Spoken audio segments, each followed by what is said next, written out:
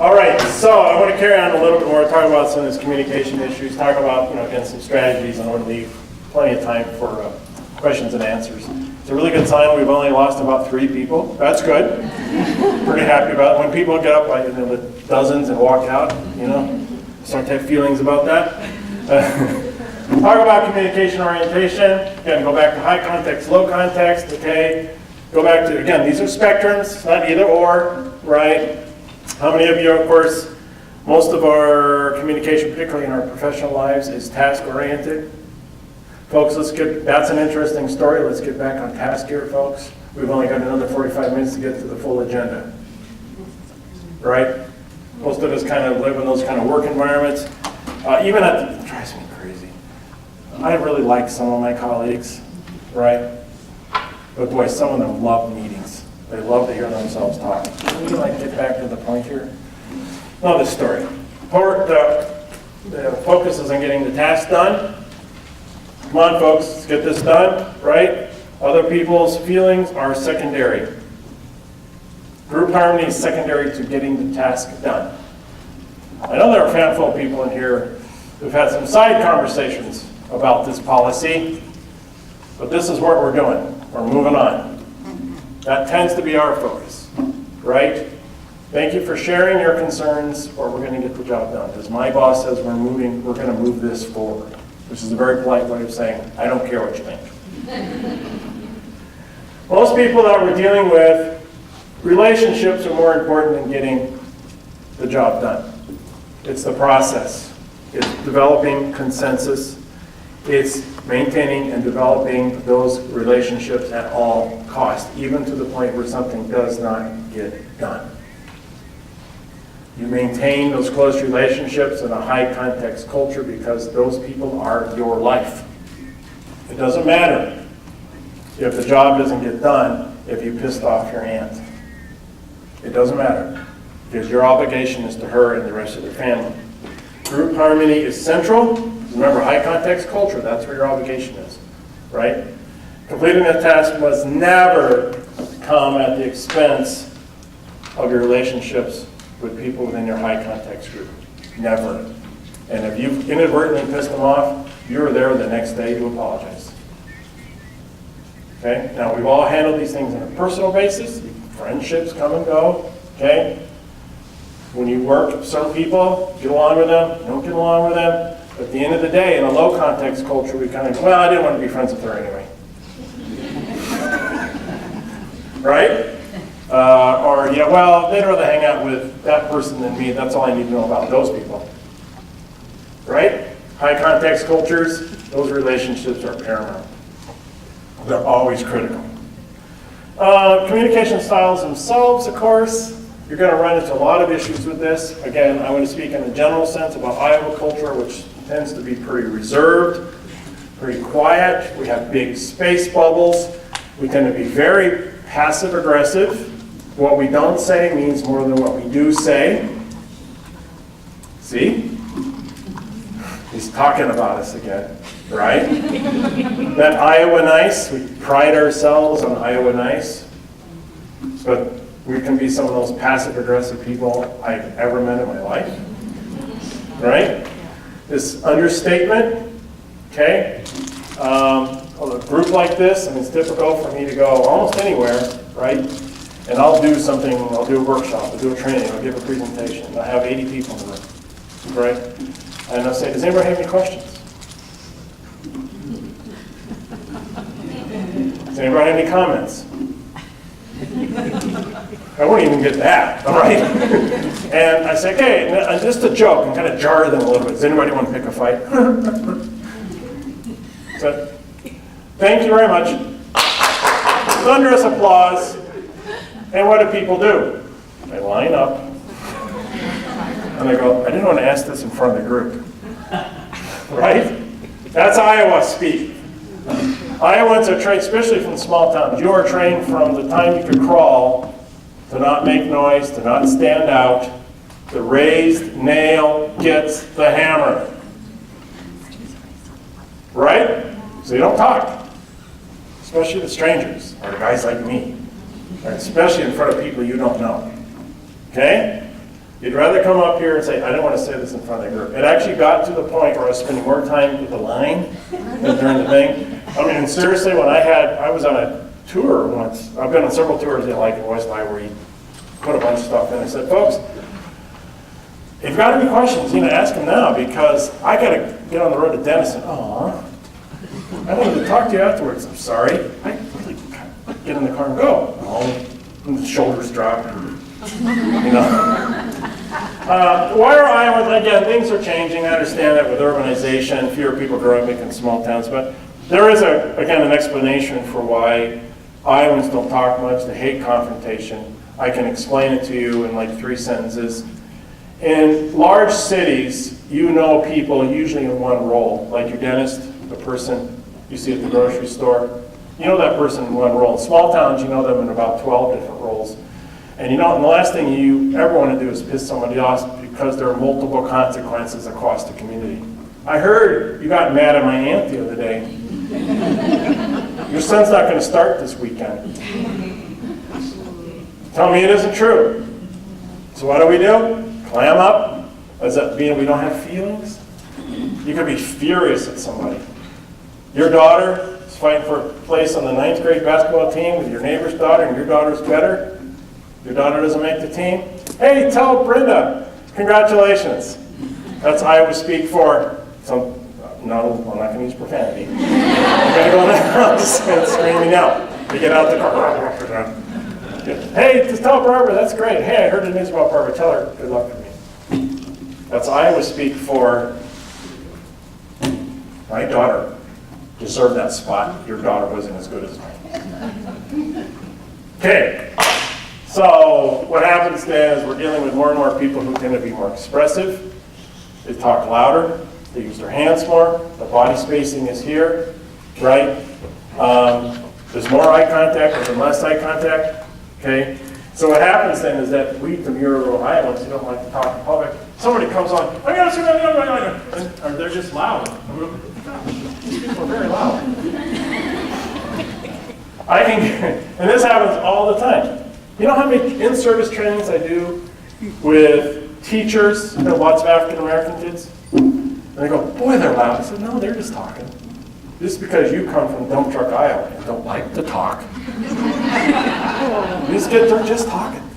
They're not being aggressive. They're just talking. That's how they communicate. It's just a different form of communication. I work on juvenile court issues in Polk County. We got the numbers down already. Just getting white, newly minted teachers to calm down about how black kids talk to each other. They're not being aggressive. They're just talking to each other. They're talking to you. Oh, okay, I won't put him in detention. Yeah, correct. Deal with that stuff all the time. Openness, we tend to be, again, I'm generalizing Iowa culture, so it's not what we say. It means more than what we do say, right? We tend to be, prefer understatement. Okay, a lot of these folks are going to be very open. Wow, I'm not quite sure I needed to know that. Iowans love the expression TMI, too much information, oversharing. A lot of cultures, it's not oversharing, it's called life. This is how I actually talk to people, right? The first thing that comes to my mind, I'm going to say it to you. Iowans are going to I can't tell you half of what I'm thinking right now. See the clash there? See the conflict? This is important stuff. Sharing knowledge, secrets.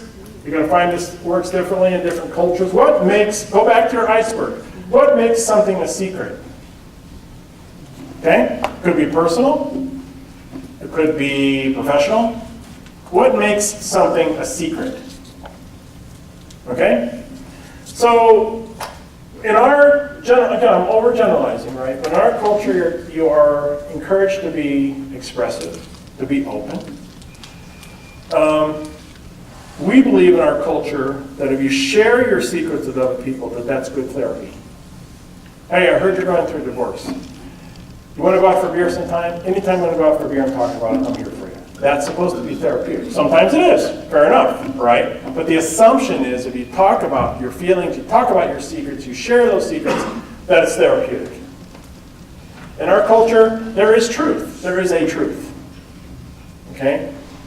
And we Americans, again, I'm overgeneralizing, tend to establish friendships pretty easily. Pretty easily. In other words, hey, you seem like a nice person. Can I tell you about my divorce? And you're going, I am a nice person, but I gotta get my kids. Right? We tend to establish friendships, acquaintanceships pretty quickly. They come and go, right? In the town that I live in, Cedar Falls, and I've come to realize as my kids are growing older that most of my friendships were based on the fact that we were raising kids together. Now the kids are growing old, half those people I don't see. It doesn't mean I don't care about them. I just don't see them anymore. They just don't. Because our friend, what we had in common, where we were literally raising kids together. Hey, you want to come over for a play date? That's great. Okay. So they stick around and have a beer. You know what I mean? We were raising kids together. Kids are growing up and going, I realize, you're an okay person. Okay. Other cultures, of course, they have the right to say nothing.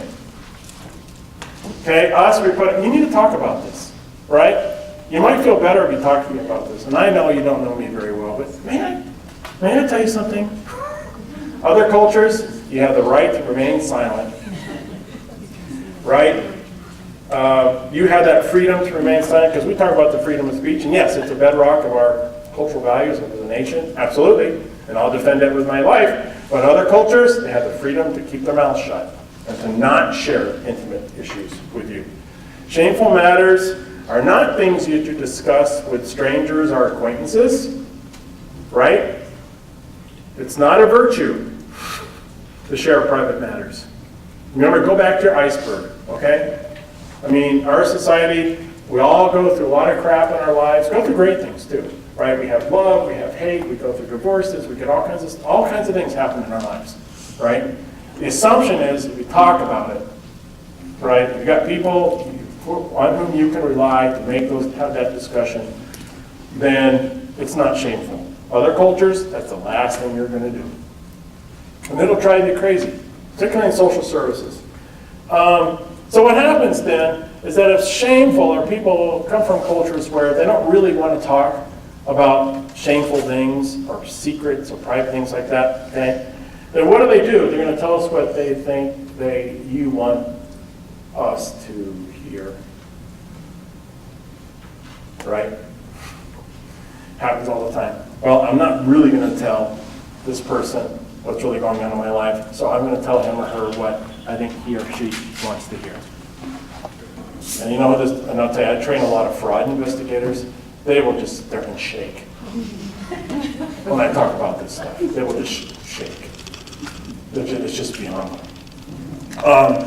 And by the way, a lot of these cultures, again, these are kind of spectrums, remember? All right, there's no ends, it's one or the other. A lot of spectrums, a lot of cultures handle these things very different ways. Just go back to your iceberg, right? That you don't share personal information until you know somebody a very, very long time. And so the other thing I'm experiencing, again, as my children have grown up, and my daughter is 14, but hitting high school and all that, this is very personal, I'm realizing most of my friends, those are very superficial relationships. I think back, wow, I've gone through this tough period of my life, where the hell were you? They weren't, even though they were long-serving friends. So what do we do with silence? What do we do with silence? Okay?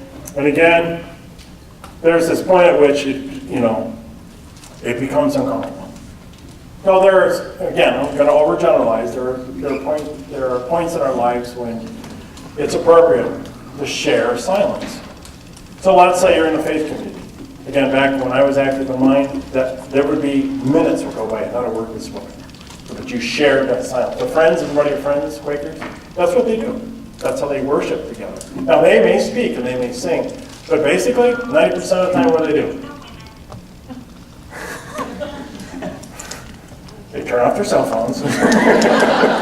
they say nothing. They just share that silence. That's a structured share of silence, right? Most of us don't like silence. It makes us nervous, especially with our clients. Ma'am, do you have any other questions? And a lot of people, they show respect by being the mirror of being quiet. You know, a lot of these refugee women will come in, they will not make eye contact with you, they will look down, and they're not being rude, they're embarrassed, they're shameful, and that's how they show respect. It drives the cops I train crazy. A lot of these folks will not make direct eye contact with them. And I said, they're not being disrespectful, that's how they show respect. Because that's, in their culture, that's too aggressive. Because cops hate that, because that's how they try to read people. I said, you gotta work on other models, because a lot of these people are not gonna stare at you in the face. So it's okay. If you don't understand somebody's silence, you'll never understand their words. And I think that's actually true. Some of us are more comfortable with it than others. And I've actually done, when we've had time, we do workshop kind of stuff. We'll have a room full of folks, and I'll talk about communication styles, and I'll just shut up. How long would that last? I'm not going to do it now, we don't have time. 20 seconds. How long would it be? I just stop. Before people are going to, is he going to carry on? Is he okay? Should I take him some water? Should we call security? You know, why did he stop? What's so weird?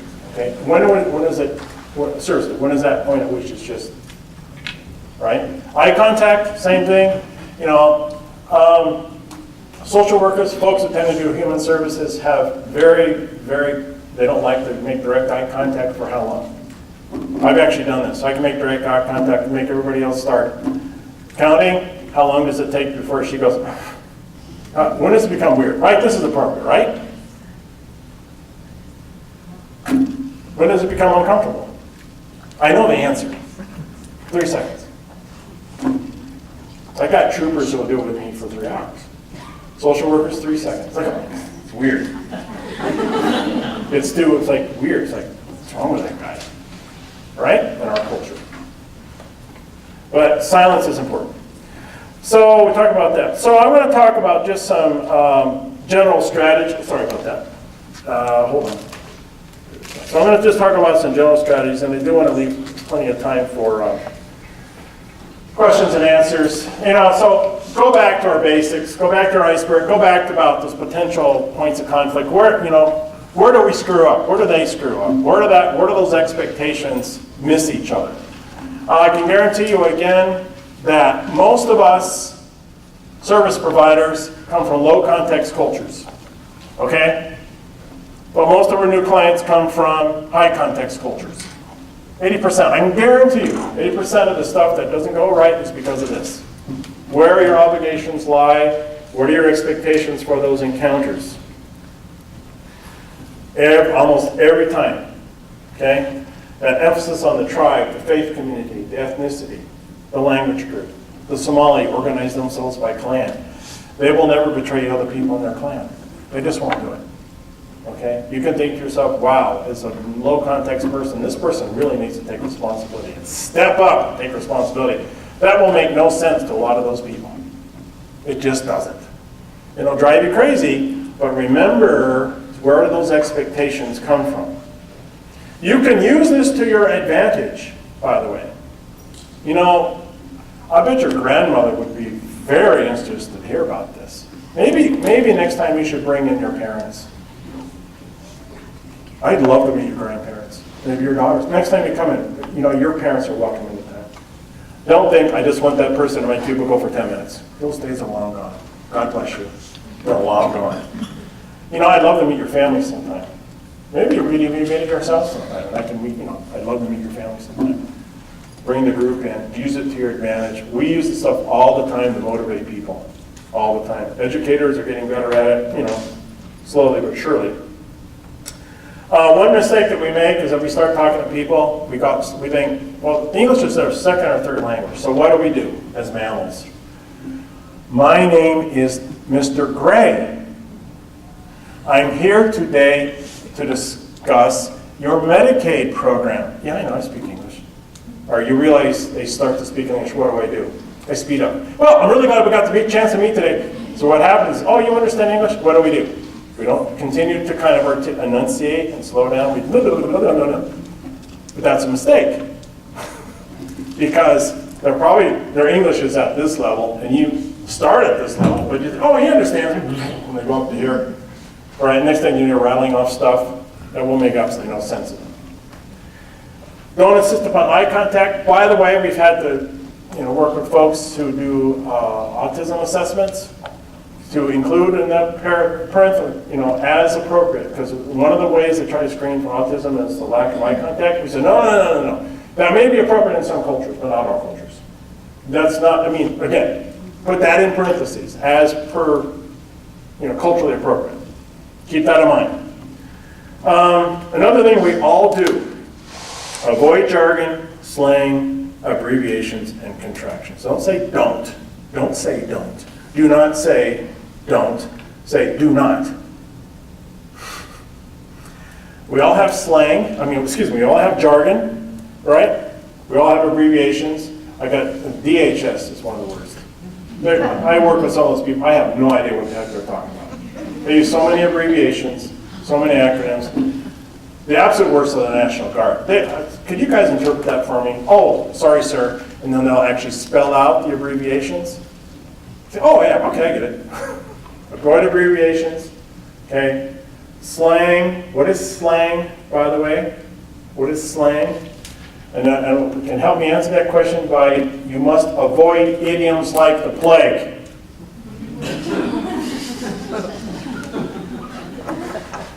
Did you get that?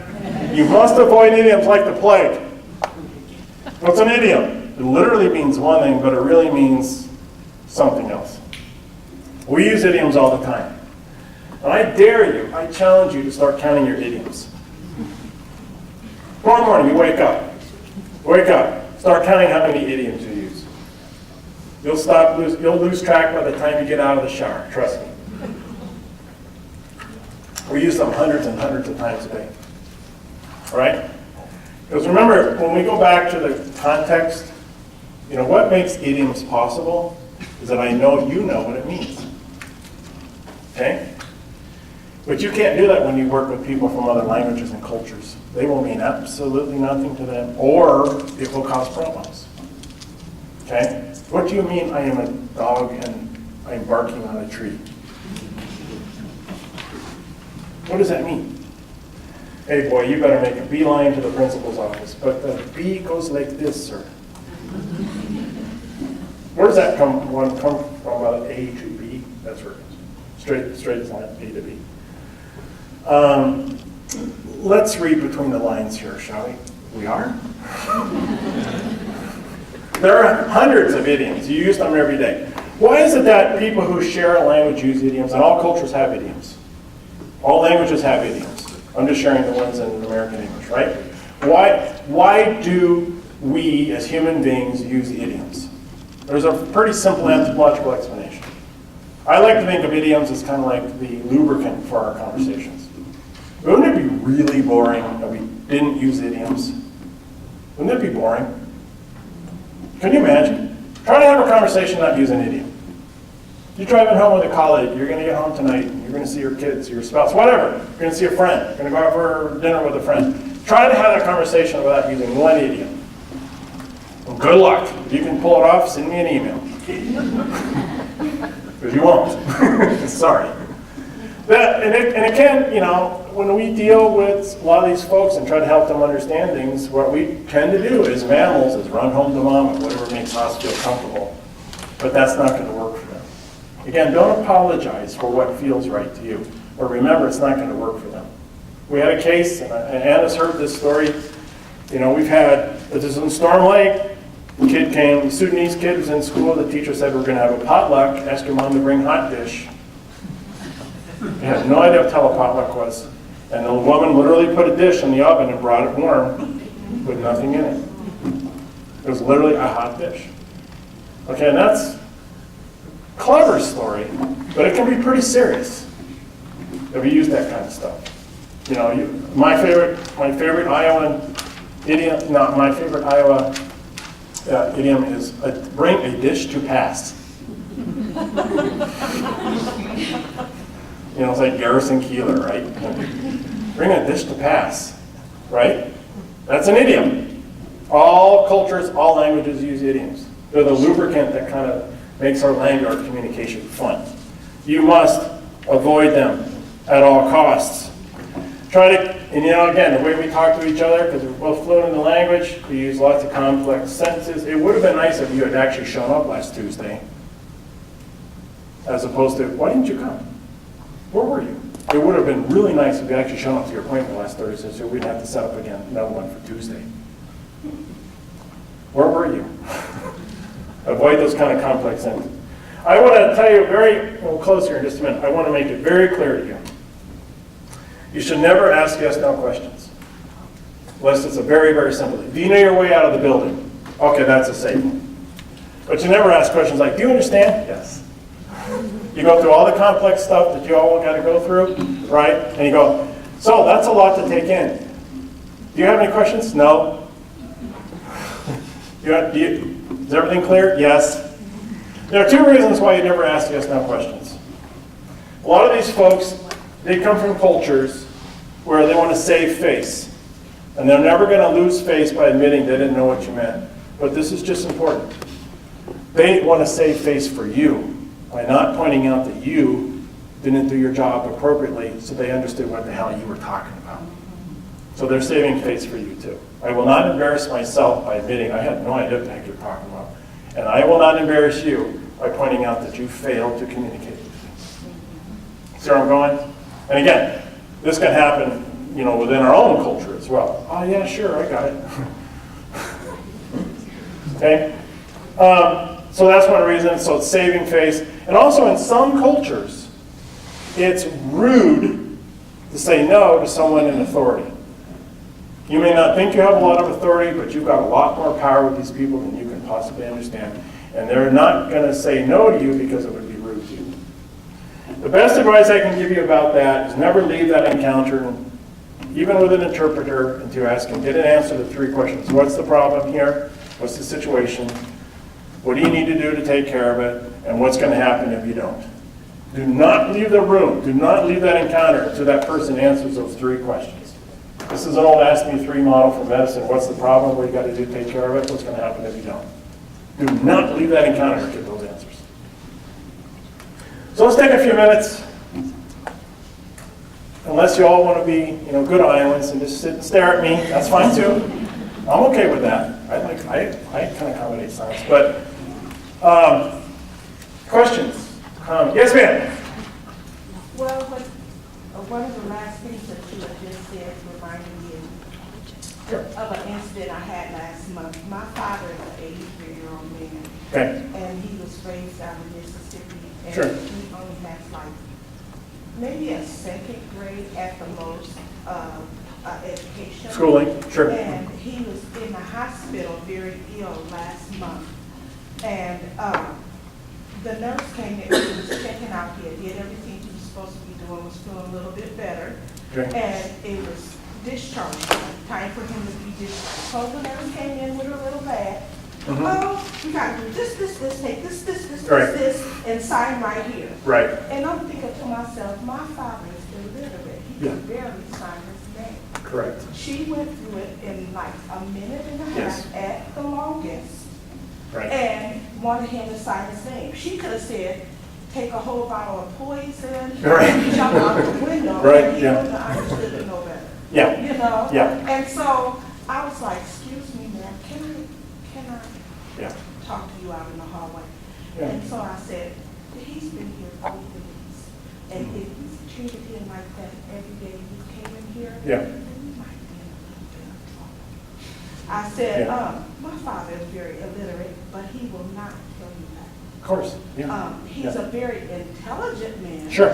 Very smart, but he can't read or write. Yeah. Were you aware of that? And she said, oh, really? And I said, Yeah. And so I Yeah. kind of was like, can you explain everything to me? Sure. And then we could get his meds situated Right. and Yeah. But I think she just was under the assumption, Right. because he is intelligent, he's Sure. a very intelligent man. Yeah. But he, in a million years, is not gonna tell you, hey, I can't read that, what that means? Of course not. Yeah, she made an assumption. Yeah. That's exactly the point. Yeah. Remember the difference in being education and schooling? Live for that? And make no assumptions about literacy, and your father is a native English speaker. But still, she can't just come in and rattle us up. We rely so much on paper, it's part of it. I mean, we didn't get a chance to talk about this stuff, but we are so driven by HIPAA. And that's a very low context idea. It comes out of low context culture. But a lot of these other cultures that we're working with now, that's the last thing they want to deal with. I have acquaintances who come from cultures where the patient never knows what's wrong with them.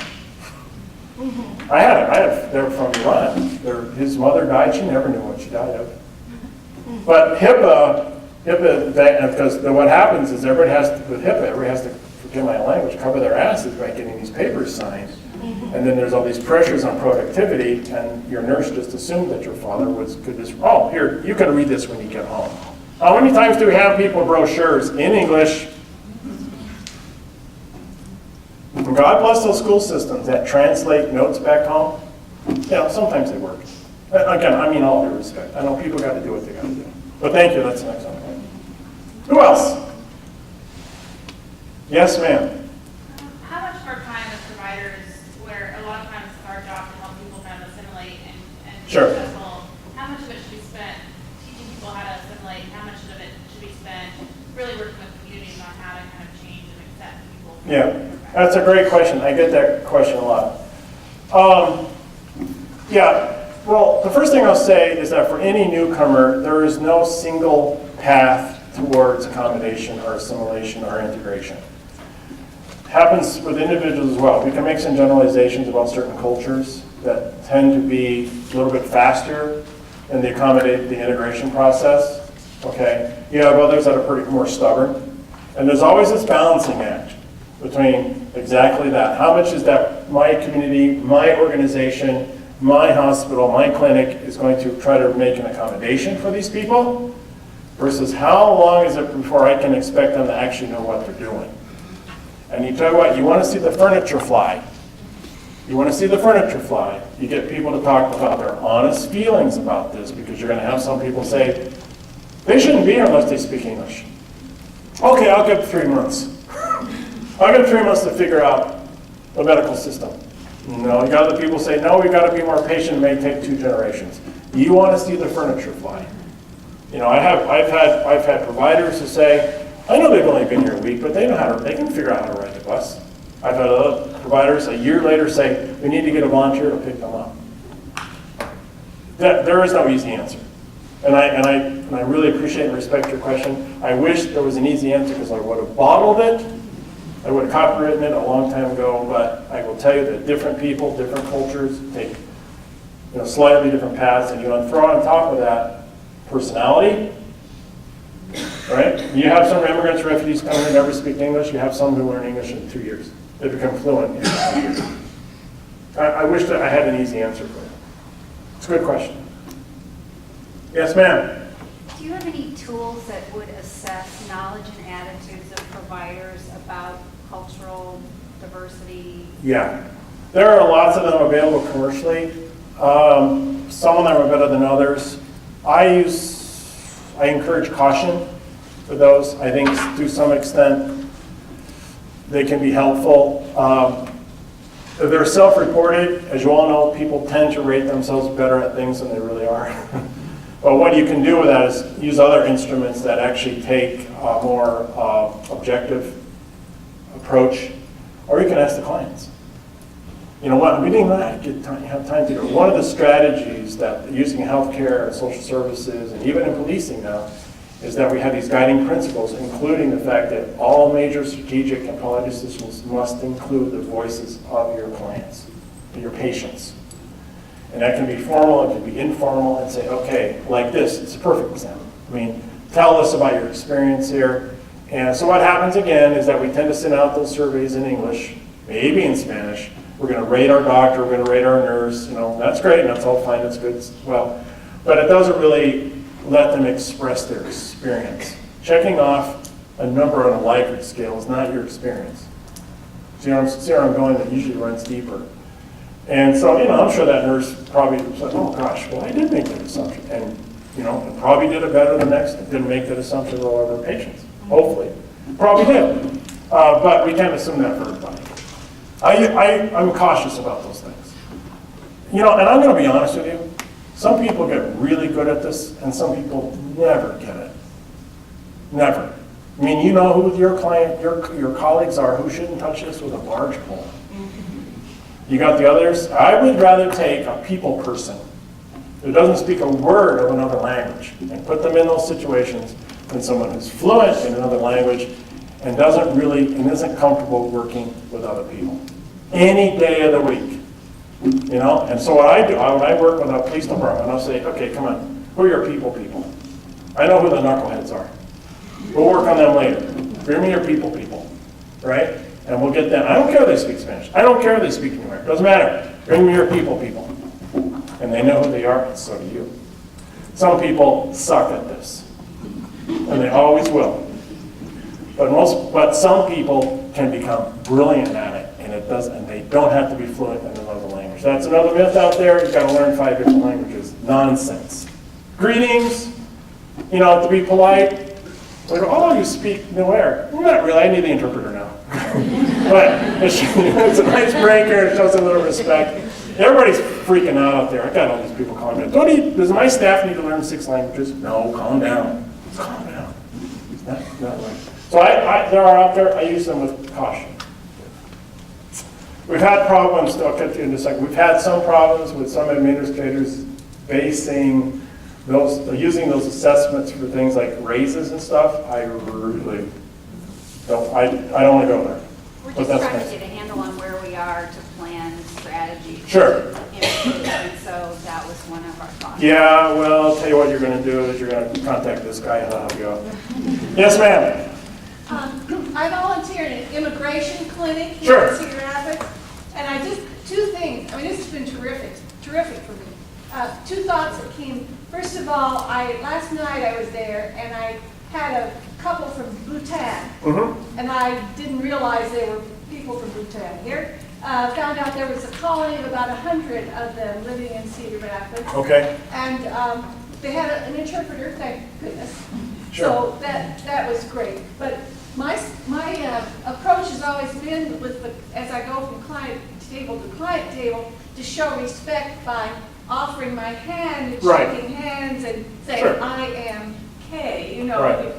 Well, the minute I did it, I realized this was not a good thing to do. I could tell on their faces it was, Yeah. what's she doing, So they of course couldn't answer the questions except through him.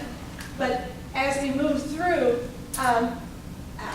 we came to a point where there was a lull, and I said, "Thank you for answering." And I went like this. Yeah. Their faces just lit up. Yeah, and simple it was thing. a Yeah. totally different experience from that Right. time on. Right. So I Handshaking is appreciate relative. everything you said. You know, most cultures use a handshake, but not across genders. And you actually have some cultures where they'll never physically touch each other, and you show respect by not trying to. We all screw up, ma'am. It happens all the time. I mean, what happens generally, if I'm working in another culture like that, I'll just wait. With a man, I'll probably do it automatic. I'll just wait. If the woman extends her hand, I'll shake it. If not, or they may do something, some other gesture to me, that's fine too. No, those are great points. They're probably ethnic Nepali who from Bhutan. What did they speak? Was it Nepali? Yes, Nepali. Yeah. Yeah, very interesting. There are a lot of them in the state. Can I add to that? Yeah, go ahead. Yeah. I'm sorry. No, not at all. But it just reminded me of last week when I went to a house, and this ain't a different culture, but it was a boy with autism. And I Oh. made the mistake, when I met him, I reached out and I gave him a firm handshake. Yeah. You know? Yeah, right. And he almost freaked out on Yeah. me. And then he looked at his mom and was able to calm himself down. Right. But I immediately recognized my mistake then too. Okay, Yeah. I'm done. But you know what? We all screw up almost every day. If I do this for a living, I screw this up all the time. There are a lot of they're ethnic Nepali from Bhutan, who, by the way, came here from refugee camps in Nepal. One interesting thing about these folks is most of them are Hindu, and they'll tell you, and it's very interesting, do you practice caste? And the people from the upper caste will say, oh, no, we don't do that. People from the lower caste, absolutely. You'll find out they tend to cluster in terms of their caste. Okay, so you're not going to have untouchables living with Brahmas in the same town. That ain't going to happen. That's generally how they organize themselves. That's a high context thing too. The cast is illegal in any of its live and life, sadly, but still. One last question or comment. These are great, thank you. It's been 3 hours and we're all ready to go home and raise our low context children. That's what I'll be doing. And making dinner for my low context child. So you're welcome to contact me anytime. Email is best. If I don't respond immediately, don't be offended. I get about 300 emails, about 200 emails a day. So if you don't hear from me for 2 or 3 weeks, it's not personal, okay? It's contextual, okay? The other thing I'm asked from you all, new cultures, new languages come to town. You deal with particularly interesting issues. Let me know. Who's coming to town? Robin, last question. Resorting to the first part of your presentation, the demographics part, you mentioned that rural and small town depopulation had been going on since the 1900s, picked up in 1950s. I wonder if it accelerated even further from the 1980s forward. Yes, the farm crisis accelerated into a lot of counties, but it had been underway for quite some time. A lot of Iowans think that was the cause. It wasn't. It just kind of accelerated at the time. Yeah. Well, God bless you all. Thank you so much for your afternoon. You let me know what you're doing out there. Keep me posted, okay? Thank you.